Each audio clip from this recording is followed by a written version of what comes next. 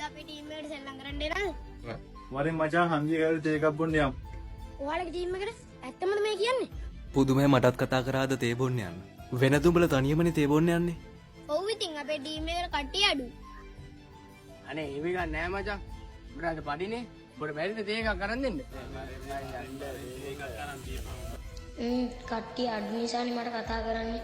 ඒ නිසා තමයි උඹලා මට කතා කරේ. ඉතින් උඹ මගේ හොඳම යාළුවෙක්නේ. ඉතින් උඹ මගේ හොඳ බොක්කක්නේ. අහපන්කෝ ඒ උඹ අර නෝසුදියන්කෝ. මට උඹ බයික් කියෝනේ ගමනක් යන්න. මන් දෙන්න. හරි මන් දෙන්න. රාද උඹත් එන්න තිබ්බේ නාන්න යන්න. අපරාධි උඹත් එන්න තිබ්බේ ට්‍රිප් එක යන්න. ෆී ගොඩක් වෙලා ඇලෙන්නේ නැහැ. සුපිරි ආතල්ලයක් ගත්තේ ඈ. ඉතින් බං මටත් කතා කරන්න තිබ්බනේ. මහත් එනවනේ. අඩේ සෝරි බං අපිට කතා කරන්න අමතක වුණා.